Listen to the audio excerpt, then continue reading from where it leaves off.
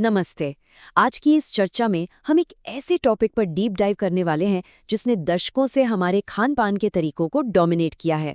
हम बात कर रहे हैं डाइटरी फैट्स की। आइए मिलकर इस पैराडाइम शिफ्ट को समझते हैं और देखते हैं कि क्या फैट वाकई हमारा दुश्मन है या फिर सच्चाई कुछ और ही है। पिछले कई सालों से लगातार यही सुनने को मिलता है कि फैट से बचकर रहो। लो फैट और फैट फ्री का लेबल देखकर ही हम सब चीजें खरीदते हैं, है ना? घी, तेल, मक्खन, इन सबको कंप्लीटली अनहेल्दी मान लिया गया है। लेकिन क्या सच में डाइटरी फैट हमारा दुश्मन है? आज हम इन्हीं पुरानी बातों का साइंटिफिक टेस्ट करेंगे। इस सफर को हम 6 हिस्सों में तय करेंगे। सबसे पहले फैट से जुड़ी इन भ्रांतियों का इतिहास देखेंगे, फिर एसेंशियल फैटी एसिड्स क्या होते हैं और कोलेस्ट्रॉल की असली सच्चाई क्या है, इस पर आएंगे। उसके बाद फैट सॉल्युबल विटामिन्स, दिमाग के लिए फैट की ज़रूरत और आखिर में अपनी आधुनिक डाइट को बैलेंस करने के तरीकों पर बात करेंगे। तो चलिए पहले चैप्टर से शुरू करते हैं, history of the fat myth. आखिर फैट से ये डर शुरू कहाँ से हुआ? स्टोरी शुरू होती है 1930 में, जब जॉर्ज बर्न ने एसेंशियल फैटी एसिड्स की खोज की। उन्होंने प्रूफ किया कि फैट बायोलॉजी के लिए बहुत ज़रूरी हैं। लेकिन फिर आए एंसेल कीज 1950 के दशक में अपनी मशहूर 7 कंट्रीज स्टडी के साथ। यहाँ उन्होंने सैचुरेटेड फैट को सीधा हार्ट डिजीज से जोड़ दिया। और देखते ही देखते 1980 आते आते इस डाइट और हार्ट वाली हाइपोथेसिस पर एक बहुत बड़ा विवाद शुरू हो गया। एक तरफ बायोलॉजी की हकीकत थी और दूसरी तरफ ये नई स्टडीज। उसी दौरान कुछ शुरुआती रिसर्चर्स ने एक बहुत बड़ी वार्निंग दी थी। उनका मानना था कि ब्लड कोलेस्ट्रॉल के 1 या 2 रैंडम टेस्ट के आधार पर कोई बड़ा नतीजा निकालना बिल्कुल गलत है। क्यों? क्योंकि कोलेस्ट्रॉल का लेवल हर इंसान में अलग होता है और यहाँ तक कि एक ही दिन में कई बार बदल भी सकता है। और यही एंशल कीज के दावों और साइंटिफिक क्रिटिक्स के बीच का सबसे बड़ा टकराव था। कीज का कहना था कि सैचुरेटेड फैट से कोलेस्ट्रॉल बढ़ता है, जो सीधा हार्ट डिजीज लाता है। लेकिन साइंस ने उनकी मेथडोलॉजी पर बहुत सवाल उठाए। कहा गया कि उनकी टेस्टिंग शॉर्ट टर्म थी और उन्होंने इंडिविजुअल वेरिएबिलिटी को पूरी तरह इग्नोर कर दिया था। यानी हर इंसान की बॉडी अलग तरह से रिएक्ट करती है, ये बात उन्होंने सोची ही नहीं। यहाँ से हम अपने दूसरे हिस्से पर आते हैं, डिस्कवरिंग एसेंशियल फैटी एसिड्स।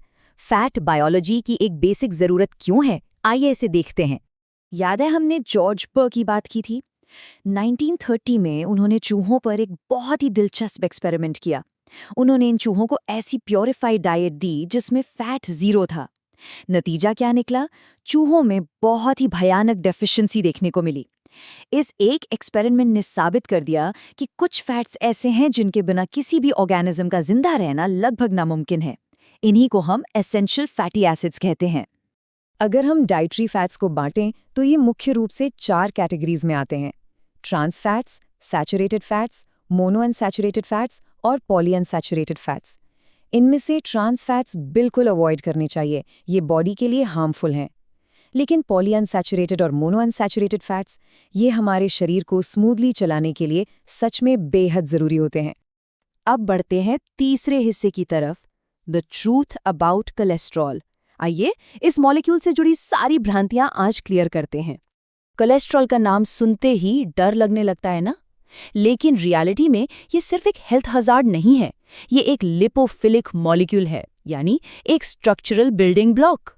जैसे ईंट और सीमेंट के बिना एक मजबूत घर नहीं बन सकता, वैसे ही कोलेस्ट्रॉल के बिना सेल मेम्ब्रेन नहीं बन सकती। इसके बिना हमारा शरीर विटामिन डी, जरूरी स्टीरॉयड हार्मोन्स और खाना पचाने वाले बाइल सॉल्ट्स का निर्माण बिल्कुल नहीं कर सकता। ये दुश्मन नहीं, बायोलॉजी की जरूरत है। और जरूरत से याद आया, चलिए चौथे भाग पर चलते हैं, फैट सॉल्युबल विटामिन्स। देखते हैं इन विटामिन्स का फैट से क्या गहरा कनेक्शन है। विटामिन ए का हमारे शरीर में वास्तविक रोल बहुत बड़ा है। ये सिर्फ आंखों की रोशनी नहीं बढ़ाता, बल्कि सेल ग्रोथ, इम्यूनिटी और यहाँ तक कि जीन एक्सप्रेशन में भी इसका बड़ा हाथ है। लेकिन एक कैच है, इस विटामिन को अपना पूरा काम करने के लिए फैट की सख्त ज़रूरत होती है। बिना फैट के ये हमारी बॉडी में एब्जॉर्ब ही नहीं हो सकता। इसलिए भले ही हम कितना भी पपाइता, गाजर या आम खा लें, जो कि विटामिन ए के बेहतरीन स्रोत हैं, अगर डाइट में हेल्दी फैट नहीं है तो इनका पूरा फायदा हमें मिल ही नहीं सकता।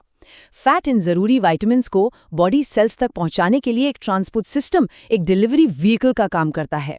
और ये स्ट्रिक्टली विटामिन ए की कहानी नहीं है। 4 मुख्य फैट सॉल्युबल विटामिन हैं।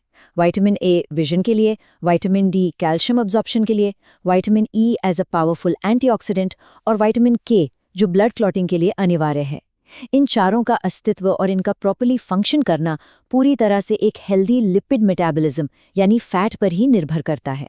5वें हिस्से में आते हैं फैट्स फॉर ब्रेन हेल्थ। दिमाग और इन एसेंशियल फैट्स का आपस में एक बहुत ही क्रिटिकल कनेक्शन है।